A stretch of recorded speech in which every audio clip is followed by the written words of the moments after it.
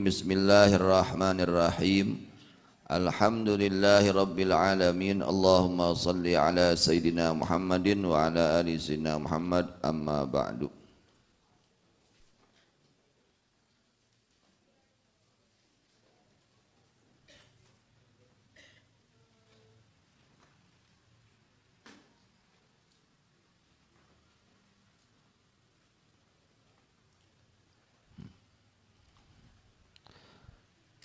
Halaman 46 baris ke-1 dari bawah masih menjelaskan tentang yaitu yang harus dikerjakan oleh seseorang ketika sudah melakukan dosa. Ada pekerjaan hati, ada pekerjaan anggota badan. Pekerjaan hati ada 4, pekerjaan anggota badan juga ada 4 jika seseorang sudah melakukan dosa. Pekerjaan hati yang 4, yang pertama adalah taubat atau berniat kuat akan taubat. Kedua, mencintai akan mencabut dari itu dosa. 3, merasa takut akan siksaan Allah. Keempat, mengharapkan ampunan Allah. Itu tugas hati, pekerjaan hati kita ketika kita sudah melakukan dosa. Sekarang pekerjaan badan. Yang pertama apa? Melaksanakan sholat 2, yaitu sholat sunat ya, sholat sunat 2 rakaat. Kemudian kedua, membaca istighfar berapa kali? 70 kali. Lalu membaca tasbih berapa kali? 100 kali. Lalu bersedekah, lalu puasa 1 hari. Itu pekerjaan badan yang harus dikerjakan. Dijelaskan dalam sebagian athar, tusbihul wudu wa tadkhulul masjida wa tusalli rakaatain. Di dalam sebagian asar dijelaskan kalau orang sudah melakukan dosa, dia dianjurkan untuk menyempurnakan wudu. Jadi sudah melakukan dosa, cepat wudu, sempurna wudunya. Wudunya biar sempurna. Kemudian dia masuk masjid, lalu dia sembahyang 2 rakaat. Pada sebagian hadis dijelaskan sembahyangnya 4 rakaat. Jadi bisa 2 rakaat sholat sunatnya atau 4 rakaat. Di dalam hadis dijelaskan jika kamu melakukan satu keburukan, kejelekan, maka sertakanlah kepada itu keburukan kebaikan. Maka bisa menghapus itu kebaikan akan itu keburukan. Jadi kalau kita sudah melakukan keburukan, cepat-cepat lakukan kebaikan. Nah, kebaikan itu dapat menghapus terhadap itu keburukan. Jika keburukannya itu rahasia, maka lakukan kebaikan dengan rahasia. Kalau kita melakukan keburukan tersebut dengan rahasia, maka laksanakanlah kebaikan dengan rahasia. Jika melaksanakan keburukan tersebut terang-terangan, maka lakukanlah kebaikan dengan terang-terangan. Itu cara penghapusan terhadap keburukan. Dijelaskan bahwa sedekah sir, sedekah samar, sedekah secara rahasia, itu ngahiung ya, oke, itu ngahiung. Bahwa sedekah sir, sedekah secara rahasia, yakni orang yang diberi tidak tahu kepada yang memberi. Itu bisa menghapus dosa-dosa yang dilakukan pada saat malam. Jadi di antara penghapusan dosa itu dengan sedekah. Dengan apa? Jadi nu rumasa loba dosa singgaretol sodako. Ulah mah geus loba dosa teu daek sodako. Nya diajar berapa saja, nggak ditentukan, semampu kita. Hartanya harus yang halal disertai dengan keikhlasan. Itu penghapusan. Jadi diantara menghapus kepada dosa-dosa tersebut adalah sodakoh. Perbuatan sodakoh bisa menghapus akan dosa-dosa. Sodakoh sir, artinya sodakoh secara rahasia, itu dapat menghapus dosa-dosa yang dilakukan pada saat waktu malam. Kalau kita melakukan dosa saat waktu malam, maka laksanakanlah sodakoh sir. Kemudian sodakoh secara terang-terangan dapat menghapus akan dosa-dosa yang dilakukan saat waktu siang. Lamun urang doraka ti beurang sok sodakoh secara terang-terangan. Itu salah satu cara penghapusan terhadap dosa. Diriwayatkan dalam hadis sahih, sesungguhnya seorang laki-laki berkata kepada Rasulullah sallallahu alaihi wasallam.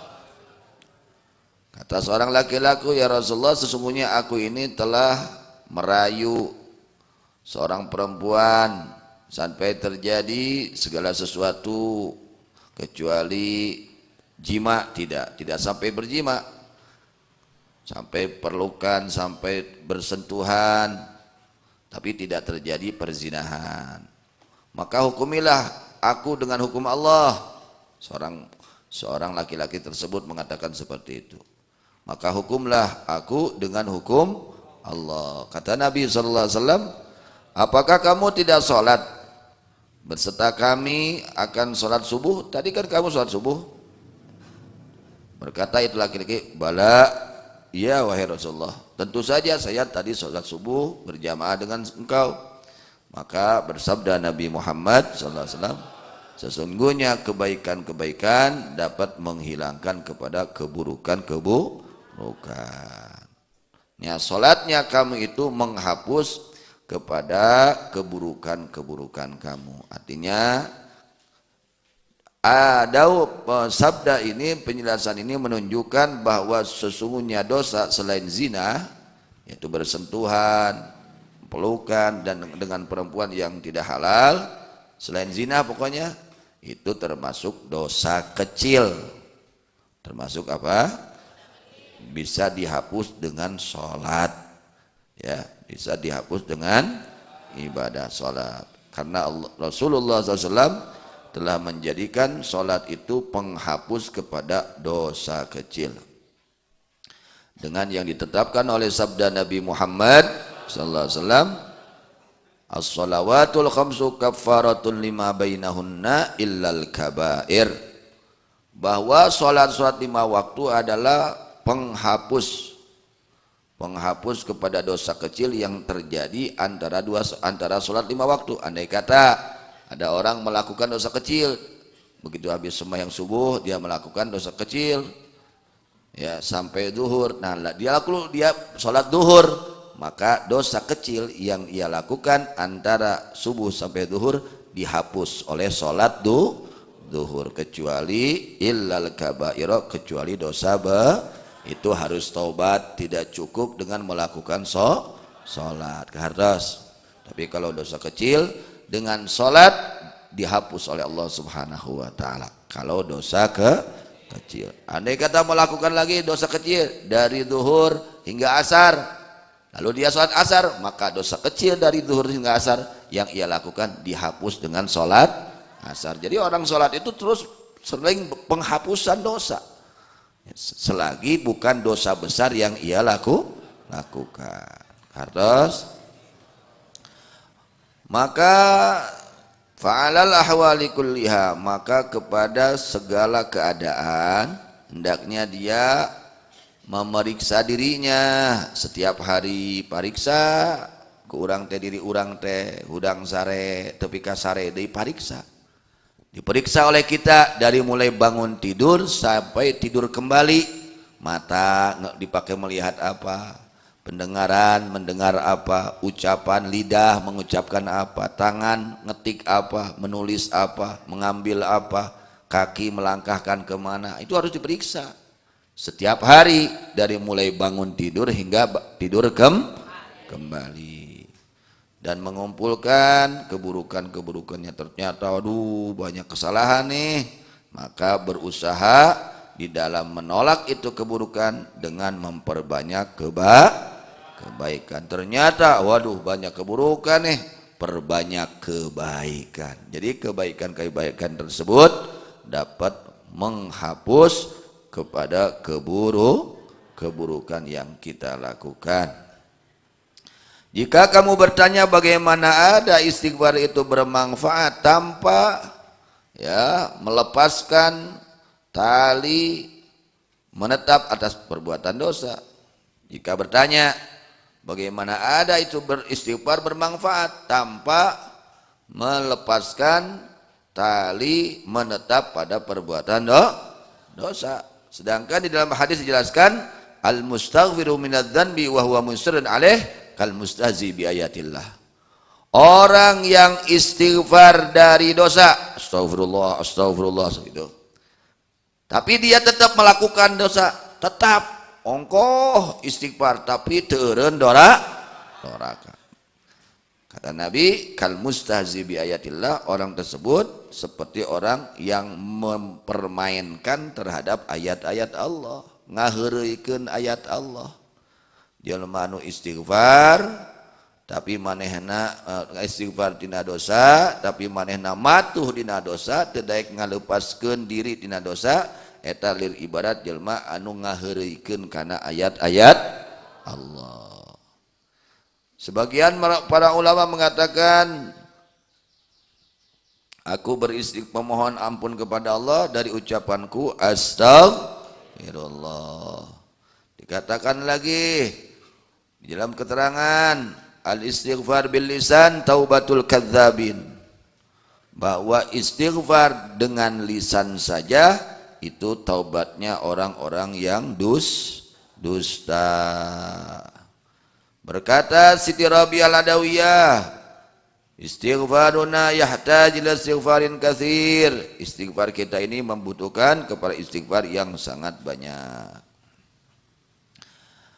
Fa'lam, maka ketahuilah oleh kamu sesungguhnya kelakuan telah datang di dalam keutamaan istighfar hadis-hadis yang keluar dari hitungan yang telah kami sebutkan di dalam Kitabul Adzkar wa Da'awat, sehingga membarengkan, menyatukan, membarengkan, ngarendengkeun, nyarengkeun Allah Subhanahu wa taala akan istighfar dengan adanya Rasulullah sallallahu alaihi wasallam.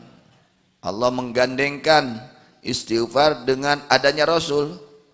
Allah berfirman, "Wa ma kana Allahu liyu'adzibahum wa anta fihim wa ma kana Allahu mu'adzibahum wa hum yastaghfirun." Allah berfirman, tidaklah Allah menyiksa mereka. Allah tidak akan menyiksa mereka orang-orang kafir, wa anta fihim, sedangkan kamu ada di antara mereka.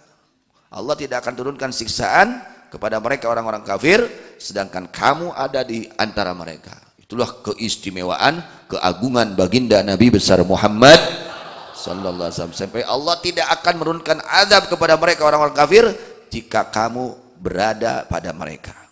Ini keistimewaan, keagungan, kemuliaan baginda Nabi besar Muhammad sallallahu alaihi wasallam, sehingga mereka orang kafir mendapatkan syafaat, kebahagiaan, pertolongan dengan adanya Rasulullah sallallahu alaihi wasallam. Allah tidak langsung siksa mereka, tidak. Kenapa? Karena di situ ada baginda Nabi besar Muhammad sallallahu alaihi wasallam. Kemudian Allah berfirman lagi, Allah teruskan, wa ma kana Allahu mu'adzibahum wa hum yastaghfirun. Allah tidak akan mengadab mereka jika mereka istighfar. Ya. Allah tidak akan mengadab mereka manusia jika mereka memohon ampun kepada Allah. Jadi di antaranya keistimewaan istighfar itu dapat menjauhkan, menolak siksaan Allah. Allah tidak akan menyiksa siapapun yang mau istighfar.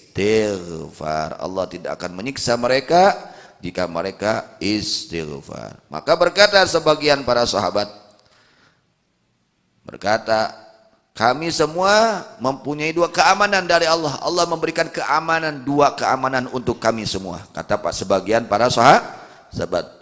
Tapi yang satu sudah tidak ada, yaitu adanya sosok baginda Nabi besar Muhammad sallallahu alaihi wasallam, karena beliau telah pindah ke alam barzah, tidak terlihat di alam dunia ini ya, secara zahirnya.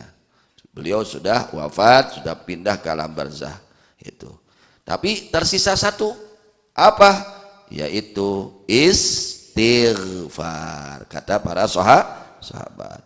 Maka jika hilang ini istighfar, maka kita akan binasa. Artinya kalau kita ingin selamat dari adab Allah, maka perbanyak istighfar. Itu bisa menyelamatkan kita dari murka dan siksaan Allah. Ya, tadi pertanyaan kata Imam Ghazali, jika kamu bertanya, ya, bagaimana ada ini istighfar berguna tanpa melepaskan diri dari ya, ikatan menetap terhadap dosa, bagaimana akan berguna itu istighfar? Maka dijawab, fanaqulu, maka aku menjawab, kata Imam Ghazali, bahwa istighfar yang disebut itu istighfarnya taubatnya orang-orang yang berdusta, ialah istighfar hanya dengan lisan saja tanpa dibarengi dengan hati.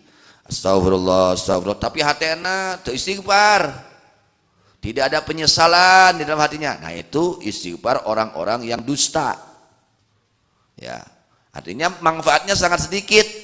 Kalau kita istighfar hanya lidah saja, hati tidak ikut jadi kalau ingin berguna, ingin bermanfaat istighfar kita, sehingga kita diselamatkan oleh Allah dari azab Allah, harus disertai dengan hati istighfarnya. Tong malaweng, tong ngalinur istighfarna, ya. Istighfarnya dengan hati. Ketika kita mulut mengucapkan astagfirullah, hati pun mengucapkan astagfirullah. Harus seperti itu di dalam istighfar. Nah, ketika hanya lisan saja, tidak disertai dengan hati, maka itu dikategorikan istighfarnya orang-orang yang berdusta. Seperti orang mengatakan ya, dengan hukum kebiasaan dan dalam keadaan lupa hatinya kepada Allah, mengucapkan astagfirullah. Itu ketika diceritakan ya, kita melakukan dosa astagfirullah, tapi tanpa disertai dengan hati. Ketika mendengar neraka, naudzubillah, tanpa ada itu pengaruh di dalam hatinya, ya, hanya lisan saja, refleks, ya, lisan tidak dibarengi dengan hati, tidak ada pembekasan di dalam hatinya, maka itu disebut taubatul kadzabin, ya, tobatnya orang-orang yang berdusta, yaitu yang hanya istighfarnya mulutnya saja, tidak disertai dengan hati. Itu tobatnya orang-orang yang dusta, ya, nuwadul, tobat na jelma-jelma nuwadul teh ukur istighfarna dina letahna wungkul teu dibarengan ku hatena. Nah, ini kembali kepada hanya geraknya lisan dan tidak ada kemanfaatan bagi itu hati jika tidak disertai dengan hati. Tapi jika disertai istighfarnya itu dengan hati, dengan menjeritnya hati, tunduknya hati kepada Allah, memohonnya hati kepada Allah atas ampunan dari ya benarnya keinginan dan ikhlasnya niat dan keinginan, maka ini adalah satu kebaikan di dalam zatnya itu taubat, dalam zatnya itu istighfar. Maka sangat pantas ya, istighfar ini bisa menolak kepada keburukan, kebaikan ini bisa menolak kepada keburukan. Jadi usahakan ketika kita mengucapkan astagfirullah, hati kita pun ya dipenuhi dengan rasa memohon kepada Allah ampunan, menundukkan, ya merengek-rengek hati kita, memohon kepada Allah, astagfirullah dengan hati. Itu pasti beda, ada bekasnya nanti, ya, ada gunanya, ada manfaatnya, akan berbekas di dalam apa? Penghapusan terhadap keburukan. Dan atas ini diihtimalkan hadis-hadis yang datang pada keutamaan istighfar, sehingga bersabda baginda Nabi Muhammad sallallahu alaihi wasallam, ma asarra man istaghfara walau ada fil yaumi sab'ina marrah. Tidak termasuk menetap pada dosa orang yang istighfar. Istighfarnya bagaimana? Lidahnya istighfar, hatinya penuh dengan permintaan kepada Allah, merendahkan diri kepada Allah dengan sesungguhnya dan ikhlas niat ingin mendapatkan ampunan Allah. Meskipun orang tersebut kembali lagi kepada dosa di dalam sehari 70 kali. Jadi harus betul-betul istighfar untuk belajar.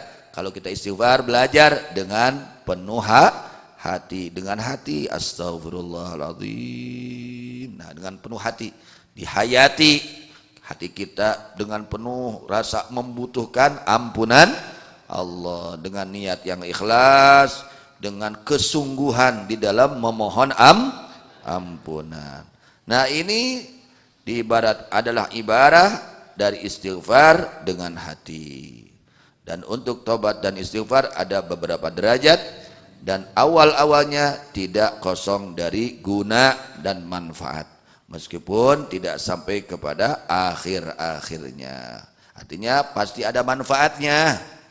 Jika kita beristighfar itu ada manfaatnya, meskipun manfaatnya mungkin berapa persen, tidak banyak, tidak sempurna, tapi ada manfaatnya. Apalagi kalau istighfar tersebut disertai dengan hati, ya, hati yang rendah, dengan merendahkan hati, dengan sungguh-sungguh meminta kepada Allah akan ampunan Allah.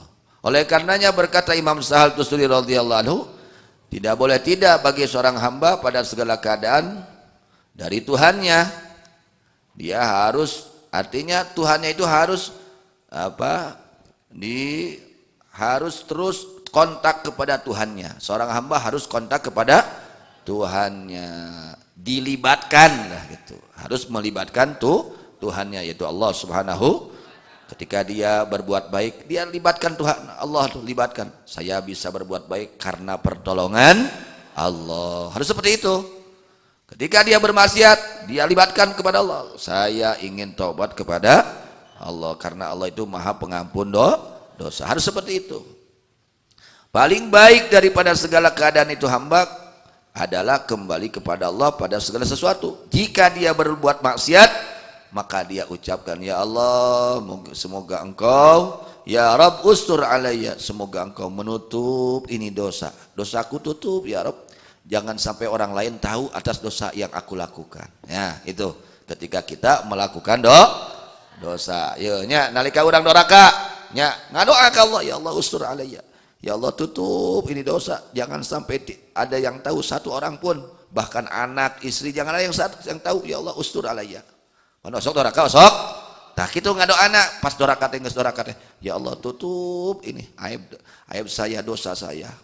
Sudah seperti itu, ketika dia sudah melakukan dosa maksiat, dia memohon kepada Allah, tub alayya ya Allah, ya Allah berikan aku taubat agar bisa bertobat kepadamu ya Rabb, berikan aku ya Rabb ya taubat, taufik hidayah untuk melakukan taubat. Ketika dia taubat berkata lagi, ya Rabb urzuqnil ismah, ya urzuqnil ismah, ya Allah berikan aku dijaga dari perbuatan dosa. Saya sudah taubat sekarang ya Allah, semoga saya diberikan penjagaan, dijaga dari segala perbuatan dosa. Sudah dia melaksanakan, dijaga oleh Allah dari perbuatan dosa, lalu dia berkata, ya Rabb taqabbal minni, ya Rabb semoga engkau menerima atas taubat saya. Itu diantaranya kalau kita melakukan dosa, ketika kita sudah melakukan dosa, yang pertama, tahapan yang pertama memohon kepada Allah apa? Ustur aliyah, tutup ini dosa, jangan sampai terlihat oleh hamba-hambamu. Yang kedua apa? Tub alayya, ya Allah berilah kami taufik hidayah untuk bertobat kepadamu. Yang ketiga, urzuqnil ismah, ya Allah berikan kami penjagaan dari perbuatan dosa.